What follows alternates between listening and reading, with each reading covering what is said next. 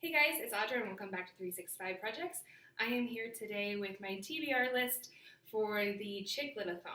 Chick-Lit-a-Thon is a readathon that takes place in the whole month of May. Of course, I'm going to link everything down below of where you need to find the hosts and then the challenges as well.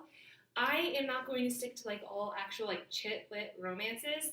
I am going for books that are with female protagonists, some romances, or diverse reads that I've been wanting to get to. And so here is my list for this month's Chick-Lit-a-Thon. The first challenge was pretty simple to pick out. It was choose a book with pink on the cover, and I chose brand new, A Princess in Theory by Alyssa Cole. It's a new series, Reluctant Royals, and this is a romance, but this is about a girl, I think you say it, Naledi Smith, and she is in medical school, and she gets this email that she is betrothed to an African prince, and she doesn't believe it because she was a former foster kid. And it's just kind of the story of that. I've heard it's really cute, and I've heard, of course, it's diverse. And this cover is just so cute and beautiful. I love the colors. The people on the cover are absolutely gorgeous as well. So I'm excited to dig into this. The second challenge is to pick a book that has something to do with music within the plot.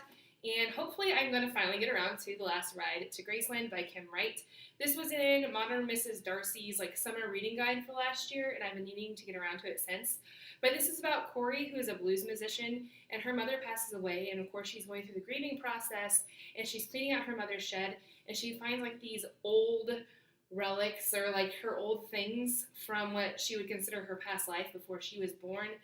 And in that shed, that somehow links her to Elvis, and she knows that her mom was in, I don't even know what it's called, Elvis's estate. What was that called?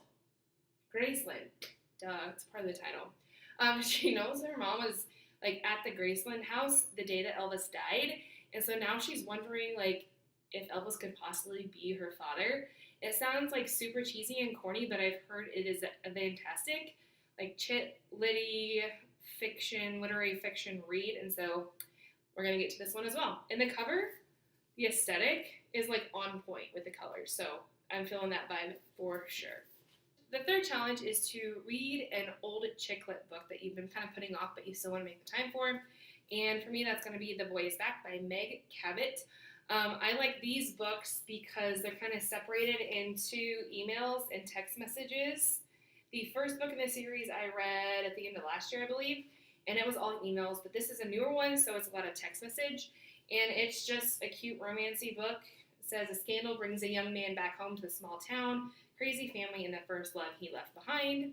So this will be a quick and definitely chick-litty read for sure. So challenge number 4 is to read a book by an author you haven't read yet but has a lot of books. And I don't know how many they have, but I know it's been talked about a lot on BookTube as the ones that they've had out recently. And this is Roomies by Christina Lauren. I think this is a duo writer situation.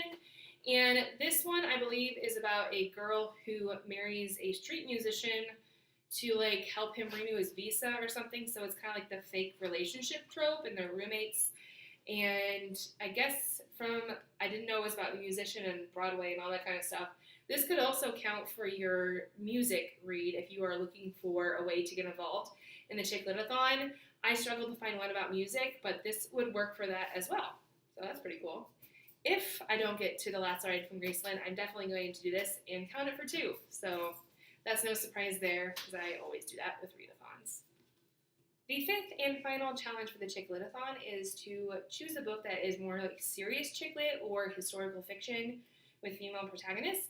And for that, I do not have this book yet, and I'll explain why here in a minute, but that's going to be The House on Harbor Hill, and it is by Shelley Stratton. I do not have this book yet because I ordered a Once Upon a Time book club box for the first time, and it's not yet here, but it's inside that box. And the way that this subscription works is that there are 5 gifts that go along with the storyline, and it tells you what page number to open each one of the gifts or items that goes with the story. And I wanted to test this out as kind of part of my birthday way of treating myself, and so I'm definitely going to be reading this. So it says that it's set in the past and present, which I absolutely love reading in historical fiction when it connects the past characters to the future characters or the present characters.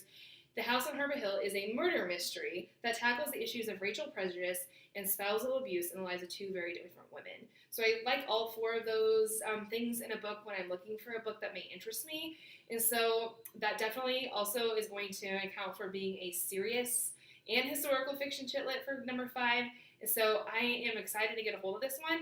Hopefully it gets here soon so I get started. I also want to do a vlog to go along with like all the gifts to test it out. I don't think it's one that I'm going to like subscribe to monthly, but if there's definitely a book that I'm already wanting to get my hands on and it has these things to go along with it, I'm probably going to get more if I enjoy the process of reading and opening the different things that go with the story. It's $35. I'll link that down below so you can check it out yourself, but I'm sure I will talk about it more in the future. So these are the 4 plus one more books that I'm going to be planning on reading for the Chick-Lit-a-Thon. It is, like I said, the whole month. So I'm excited. I definitely think I can get through this one. Week-long challenges are tough for me in the middle of the school year, especially the end of a school year. So the fact that this is a whole month, I don't like in the terms of like vlogging. I still may vlog around through the readathon because otherwise I can't keep myself accountable. But the fact that I have a whole month to get these 4 books plus the other one off my TBR list is awesome. So I can't wait to get to these, and I hope you will join me. Like I said, I'm going to leave everything down below. Please tell me what you plan on reading for this readathon, and I will definitely connect with you throughout the month. Until next time, bye guys.